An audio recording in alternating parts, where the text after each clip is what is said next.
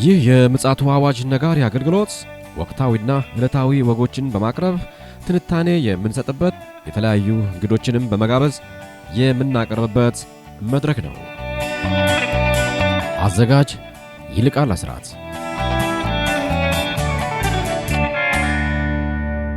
ሰላም ሰላም ውድ የምፅዓቱ አዋጅ ነጋሪ አድማጮቻችን እንዴት ውላችኋል? ሰላም ለእናንተ ይሁን። የዕለቱን ፕሮግራም ደግሞ ከፓስተር አለማየሁ ጋር ዘወትር ሁልጊዜ የምንወያይበት መድረክ ነው።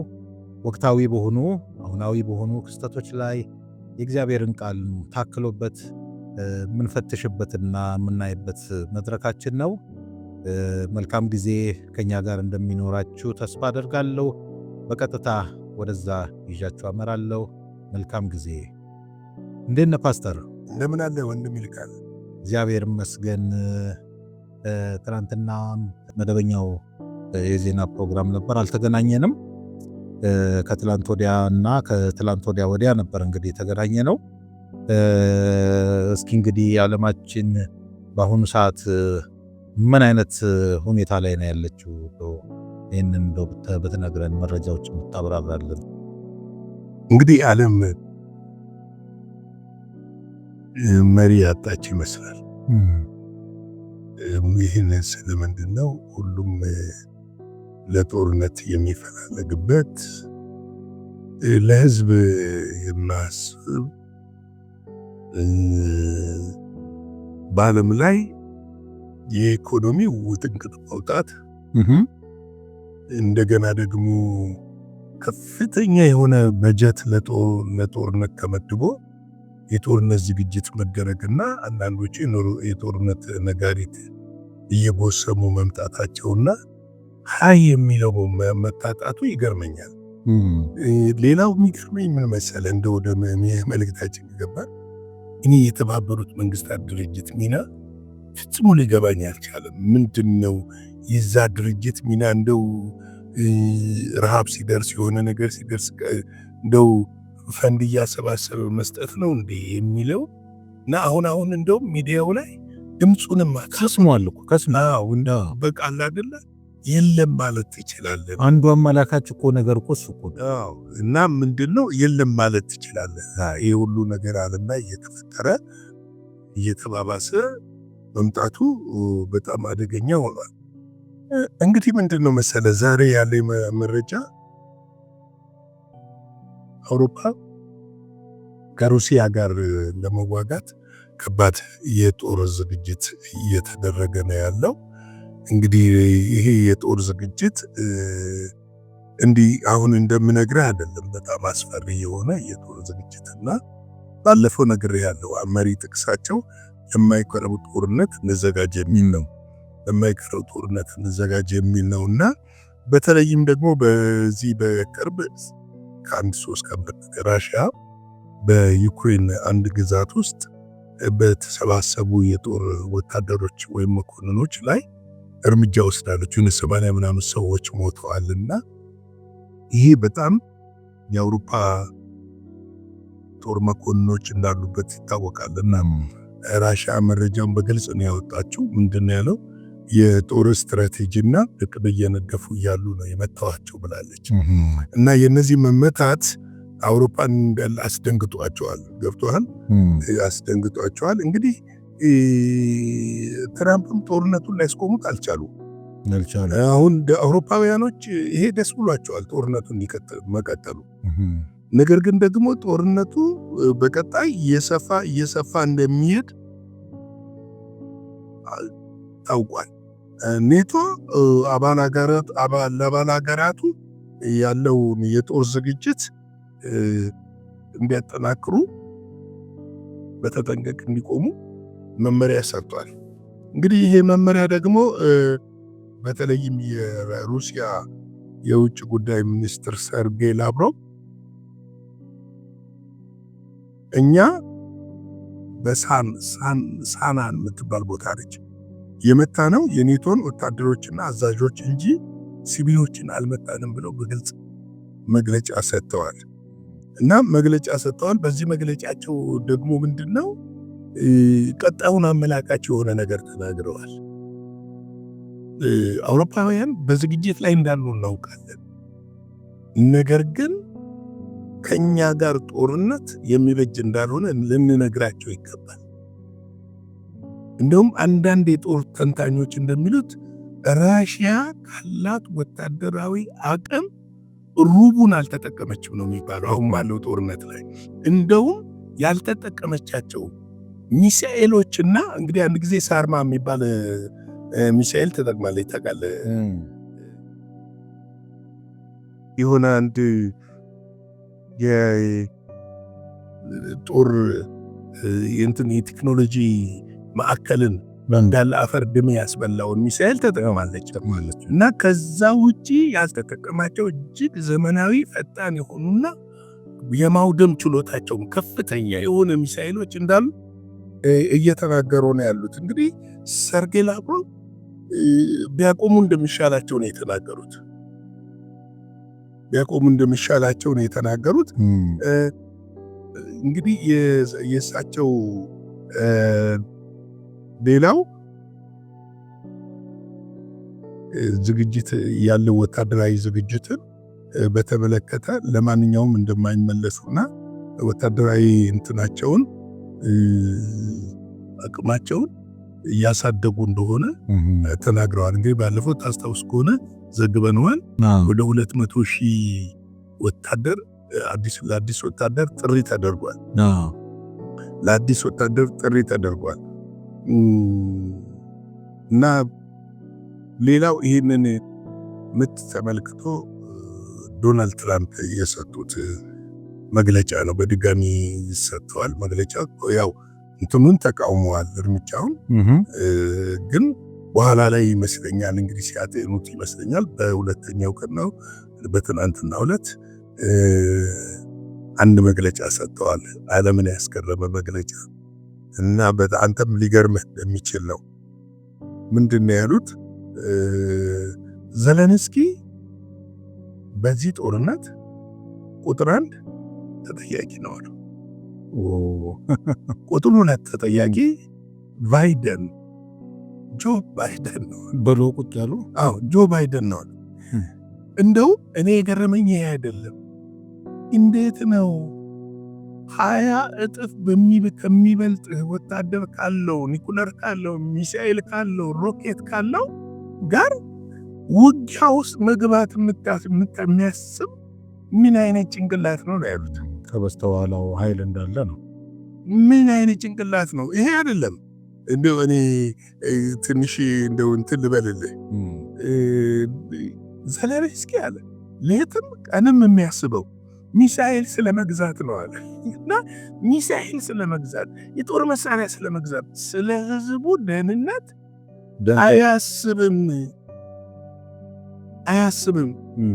እና ጋዜጠኛው እንዴት ነው እኛ የከበደን ከራሽያ ጋር መነጋገር አይደለም ማለት ከዘለንስኪ ጋር መነጋገር ነው የከበደናል።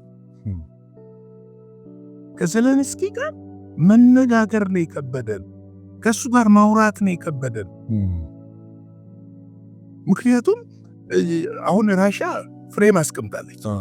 ያ ነገር ከተከበረላ ሙሉ ለሙሉ ጦርነቱንም ታቆማለች እያለች ያለችው ምንድነው? አሁን እሷ የያዝኩትን ግዛት የራሴ ግዛት ነው እንግዲህ እውቅና ይሰጥልኝ ነው። አውሮፓውያኖች እዛ ይግቡ ነው። የጦር መሳሪያ ይቁም ነው። እርዳታው ይቁም ነው። በቃ ሌላው ጥቃቅን ነገር በሂደትና በውይይት እንደሚቀረፍ ታውቋል። ለዚህ ደግሞ አውሮፓውያኖችና ዘለንስኪ ፈቃደኞች አይደሉም። ከዚህ የተነሳ ሙሉ ለሙሉ ያው አሜሪካ አቁማለች ለኪየቭ የምትሰጠውን ማንኛውም ወታደራዊ እርዳታና ድጋፍ ሙሉ ለሙሉ አቁማለች። ነው በቀደም አልዘገብነውም እንጂ ትናንትና ላይ ጆን ባንስ ምክትል ፕሬዚዳንቱ ወጥተው በዚህ ጉዳይ ላይ መግለጫ ሰጥተዋል። እኛ ሙሉ ለሙሉ እንዳቆሙ ተናግረዋል።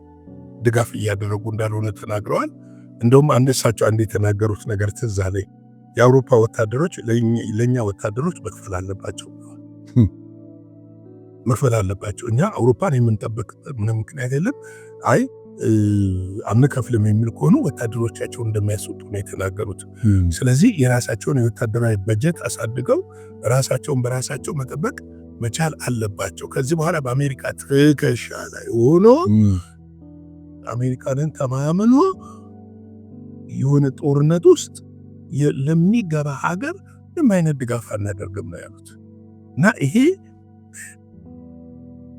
ምን አይነት ከባድ እንደሆነ የሚያመለክት ነው። ሌላው የመጨረሻው አስገራሚ ነገር እዚሁ ባልካን አካባቢ ሳንወጣ ሩሲያ ከኔቶ አገር ጋር ጦርነት ውስጥ የምትገባ ከሆነ ሰርጌይ ላቭሮቭ ያሉት በመጀመሪያ የሚመቱት ሀገራት ለይታ አጥምዳ ተዘጋጅታ ኢላማ ውስጥ አድርጋ ተዘጋጅታ እየጠበቀች ነው ያለ። ያው መቼም ቁጥር አንድ እንግሊዝ መሆን አለበት አይደለች? የሚገርም ፖላንድ ነች ቁጥር አንድ። የሚገርም ቁጥር አንድ ፖላንድ ነች። ምክንያቱም በፖላንድ ባለፈው ከዚህ በፊት በዘገባቸው ዜናዎች ውስጥ ጠቅሰናል። 100,000 የኔቶ ወታደሮች አሉ። ፖላንድ ነች።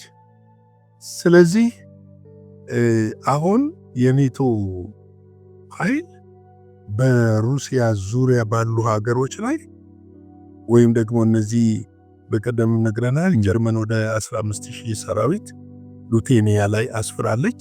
ሌሎችም ወታደሮቻቸውን እንግሊዝም፣ ፈረንሳይም ሌሎችም ሀገሮች ወታደራቸውን የኔቶ ወታደሮች የሩሲያ ድንበር ዙሪያ ላይ እያንጃበቡ ነው ያሉት፣ እየሰፈሩ ነው ያሉት እና ይሄ ትኩሳት አስፈሪ ሆኗል። እንግዲህ ምሽት ላይ ሌሎች አዳዲስ ዜናዎች ላይ ጨምረን ይዘን እንመጣለን። ለዛሬ ደግሞ እዚህ ላይ ይብቃን እያለን የእግዚአብሔርን ቃል እስቲ እንካፈል። ዋው ደስ ይላል። በዚህ ውስጥ እኛ እረፍት አለን፣ ሰላም አለን፣ ደስታ አለን፣ እርካታ አለን፣ የክርስቶስ በመሆናችን አገር አለን። ዳዊት እንዳለው ምድር ብትናወጥ ተራሮች ወደ ባህር ልብ ቢወሰዱ አንፈራም፣ ምክንያቱም የሚጠብቀን አይተኛም አያንቀላፋም፣ እርሱ ከኛ ጋር ስላለ እርሱ ያለው ስለሚሆን። ስለዚህ እኛ እንዴት እንመላለስ?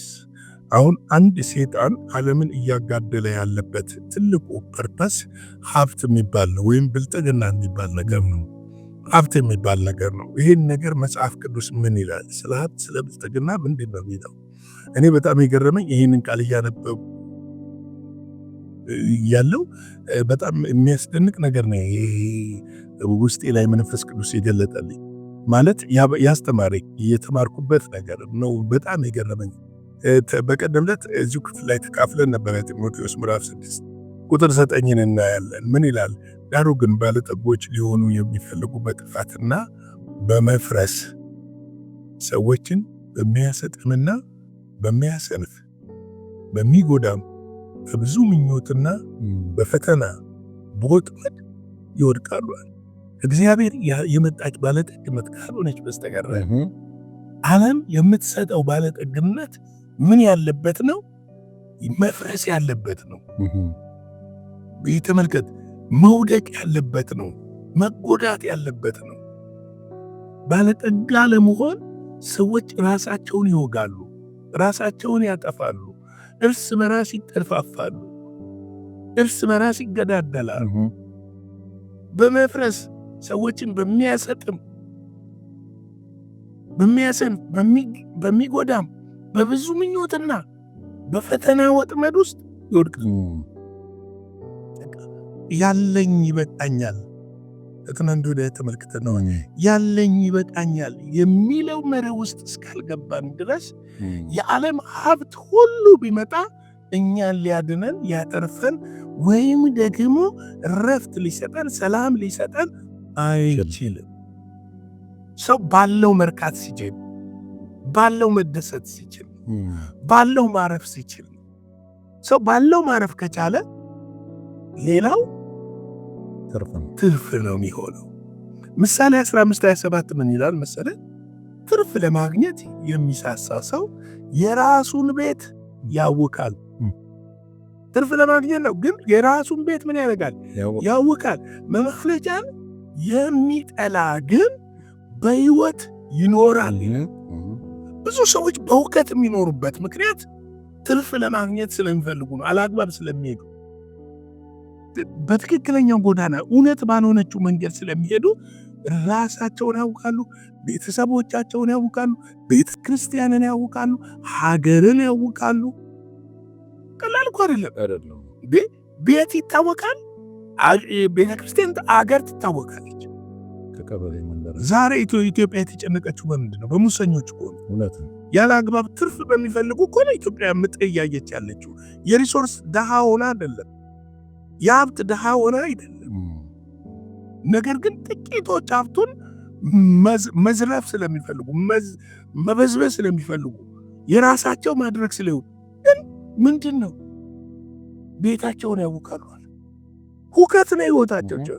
የህይወታቸው ኑሮ እስከ መጨረሻ ምንድን ነው መሰለህ? ሁከት። ህሊናቸው ረፍት የለው። አንተ 10 ሳንቲም እንኳን ይዘው ስትወስድ እኮ ህሊና 10 ሳንቲም ስታይ ይሄ እኮ ይከሌነን የሰራው ቤት ውስጥ ስትገባ በእነንትና ደም ነው የሰራኸው እኮ ይለዋል። ይነግረዋል እኮ ጉዙ ገብቶሃል። የሚነዳው መኪና ውስጥ ሲገባ ይሄ መኪና እንዴት እንደገዛው እኮ አውቃለሁ ይላል።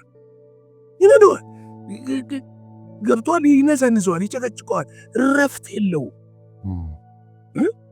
በማለጃንስ የሚጠላ ግን በህይወት ይኖራል ይላል። ዋው ራባቸው አሜን። ኢየሱስ ይባረክ። ምሳሌ 28:20 የታመነ ሰው እጅግ ይባረካል። እጅግ በረከት እንግዲህ ብዙ ነው። በረከት ስንል ብር ብቻ አይደለም።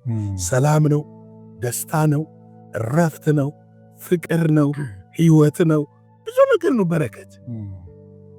በረከት ስንል ይባረካል ይላል።